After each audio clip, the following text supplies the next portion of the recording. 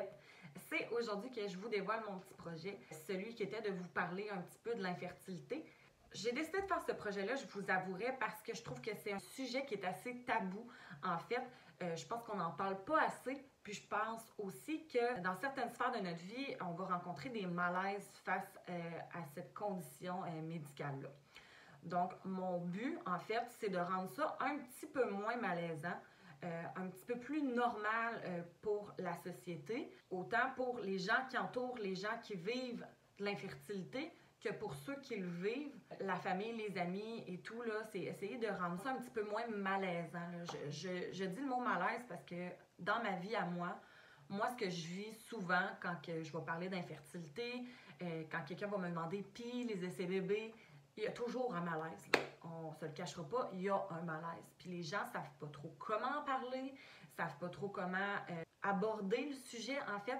Fait que je vais essayer de vous donner des petits cues pour essayer, autant les gens qui vivent l'infertilité, de peut-être passer au travers certaines choses, essayer de mettre des choses de côté, que les gens qui côtoient des gens qui ont de l'infertilité, que vous puissiez avoir des outils. C'est super important d'être proche de ces gens-là, puis de les soutenir, puis d'avoir les bons outils pour pouvoir les aider. Donc ça, c'est mon but, en fait, en vous parlant de ça. Donc, je vais essayer de vous expliquer, grosso modo, notre processus à nous. Donc, nous, ça fait 2 ans et demi, en fait, qu'on essaie d'avoir un enfant.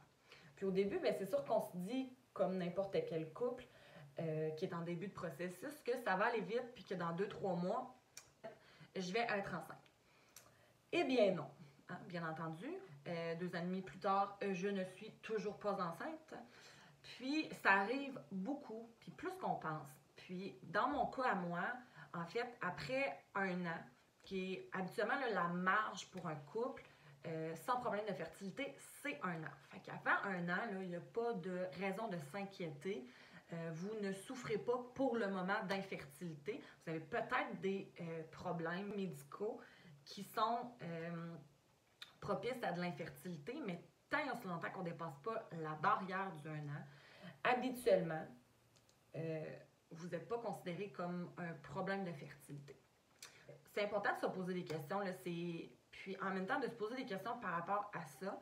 Je crois que c'est juste en fait d'avoir une réalité que ça se pourrait que ça ne fonctionne pas naturellement. Puis là, nous, après 1 an, ce qu'on a fait, c'est qu'on a consulté un médecin qui nous a référé en fertilité. Donc, pour ce qui est du côté de l'homme, habituellement, c'est assez simple. C'est un spermogramme de base. Habituellement, ils vont en faire 1 ou 2 juste pour pouvoir comme, comparer les résultats puis voir s'il y a vraiment comme un changement par rapport à 2 prélèvements. Fait que dans le cas de mon chum, tout était beau pour lui, en fait, la grande chance. Donc, habituellement, si lui, c'est beau, ils vont vraiment se tourner du côté de la femme, puis ils vont essayer de trouver des raisons pour lesquelles, dans le fond, on a des problèmes.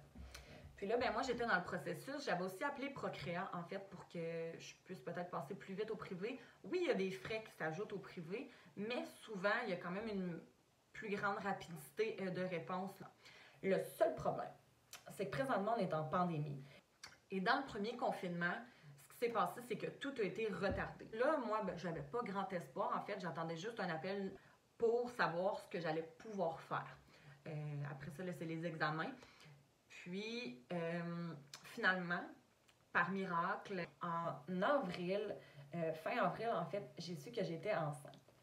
Fait que là, gros excitement. Hein, bien entendu, je suis enceinte, ça fait quasiment 2 ans, en fait, qu'on s'essaye. Fait qu'on se dit, wow, tu sais, la chance. Puis, s'en est suivi 2 mois plus tard, en fait, d'une fausse couche. Fait que c'est sûr et certain que j'ai pas mené ma grossesse à terme. J'étais simplement là, à 8 semaines. Donc, c'est ça. Après ma fausse couche, en fait, le médecin m'avait dit on te prend en charge, stresse pas.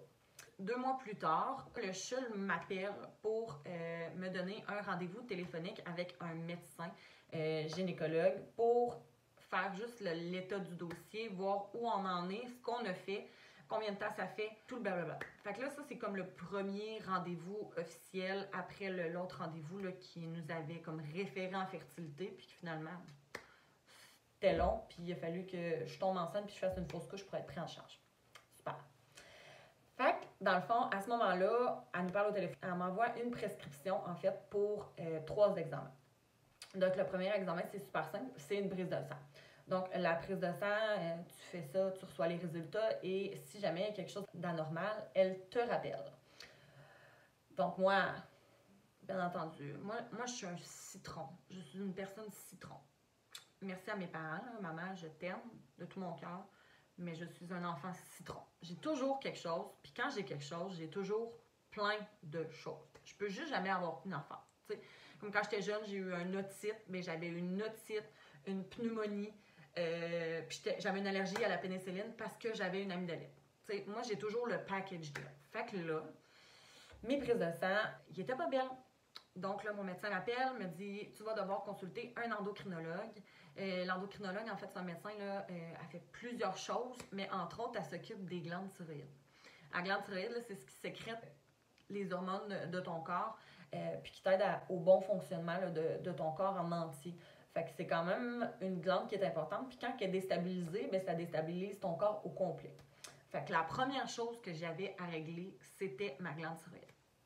Ensuite, j'avais un examen qui est un écho endovaginal, qui est une échographie à l'intérieur, qui vont aller voir si tu as beaucoup de follicules, est-ce qu'il y a des follicules tout court, en fait. Puis les follicules, pour les gens qui ne savent pas, c'est des ovules qui sont non matures, qui vont ensuite là, se transférer dans les trompes pour, après ça, être fécondés. Donc, moi, j'avais cet examen-là à faire pour voir si mes follicules étaient beaux. Et la troisième, c'était l'échographie salin. Donc, l'échographie salin, en fait, tu as besoin d'avoir un pap test à jour pour faire ça, étant donné qu'il y a des chances d'infection si jamais, mettons, il y a une ITS ou peu importe. Si jamais on fait l'écho salin puis qu'il y a une ITS, bien là, ça peut faire une infection au niveau des trompes et tout. Fait que c'est un petit peu dangereux. Fait que c'est super important. Le pap test, il faut qu'il soit à jour. Et pour aller voir si mes trompes étaient bouchées et tout. Donc, après tout ça, j'ai plusieurs diagnostics. Ce qu'ils font, c'est qu'avec ces examens-là, habituellement, ils sont capables de quand même donner un très bon diagnostic, de savoir où je m'en vais, puis si je suis une candidate pour la procréation médicalement assistée. Donc, jusqu'à présent, après avoir fait ces 3 examens-là, les diagnostics ont été posés. Donc, pour ma part, mes diagnostics sont l'hyperthyroïdie, qui est un petit peu moins commune que l'hypothyroïdie, mais qui existe quand même, mais qui est très différent au niveau des hormones. Je pourrais vous en parler un petit peu plus là, dans une vidéo là, où je vais vraiment plus décrire là, mes diagnostics que j'ai eus. Donc, par la suite, c'est ça. J'ai un syndrome des ovaires polykystiques et j'ai de l'endométriose. Donc, comme je disais, là, j'ai toujours un gros package deal. Je peux jamais juste avoir une chose, c'est toujours plein de choses. Il y a des femmes qui ont juste un problème. Moi, j'en ai plein. Je vis très bien avec ça. Je vous dirais que j'ai appris à vivre avec ça. J'ai appris à accepter que ça allait être plus difficile pour moi d'avoir un enfant. Donc, ça fait le tour, je vous dirais, pour mon processus, en fait, jusqu'à présent. J'ai commencé certaines médications et pour le moment, on est en essai maison bébé jusqu'à ce que je revoie mon médecin là, dans une semaine pour voir là, où on s'en va avec tout ça. Mais je vous dirais qu'en gros, ça ressemble à ça. Donc, dans les prochaines vidéos, c'est sûr et certain que je vais essayer de vous éclairer un petit peu plus. Je vais cibler aussi là, la clientèle pour essayer d'expliquer puis vous aider là-dedans. Je sais qu'il y a des gens qui ont de la misère, je sais qu'il y a des gens qui sont nouveaux, qui connaissent rien, qui ont besoin de soutien, qui ont besoin d'aide, qui ont besoin de petits mots par-ci par-là pour aider. Fait que je vais essayer d'être là pour ça. La seule chose que je veux vous dire, c'est pour ceux qui le vivent, lâchez pas, vous n'êtes pas tout seul. Ce que je voulais aussi vous dire, c'est de ne pas vous sentir en fait comme un imposteur là-dedans. J'ai eu ce petit feeling-là un petit peu plus tôt dans mon processus de me dire, moi j'ai pas fait de fécondation in vitro, je suis pas encore rendue aux inséminations, mais je le vis. Je le vis, l'infertilité, ça fait 2 ans et demi que je le vis, que je vis des déceptions, que je vis toutes sortes d'émotions. Fait que je pense que chaque personne a un processus différent. Puis je pense que c'est important que chacune se sente bien quand même à travers tout ça. Donc, sentez-vous pas comme un imposteur si vous n'avez pas le même processus que quelqu'un d'autre. Il n'y a pas un processus qui est plus important qu'un autre. Donc voilà. Pour les gens qui nous entourent, je veux plus qu'il y ait de malaise. Je veux qu'on soit capable d'en parler. Je veux qu'on soit capable d'être ouvert à propos de ça. Fait Je vous dirais que ça ressemble à ça. Je suis assez ouverte, j'en parle assez. Je sais qu'il y a des gens que ça les rend mal à l'aise que j'en parle, que je parle de ma fausse couche. Moi, je suis en paix là-dedans, je suis bien. Puis je pense que c'est important que tout le monde puisse être bien là-dedans. Je pense que c'est ce qui est le plus beau, en fait, là, dans ce qu'on vit, c'est qu'on soit capable d'en parler, qu'on soit capable de se sentir moins seul, là, parce que c'est quand même dur, je vais vous avouer, c'est des déceptions, c'est 30, pour ma part, 30 déceptions que j'ai vécues, de chaque mois tester, puis de ne pas avoir de test positif. Mais ça fait partie de la game. C'est pas toujours simple, mais pour ceux qui le vivent, lâchez pas. Puis pour ceux qui nous entourent, ben bonne chance.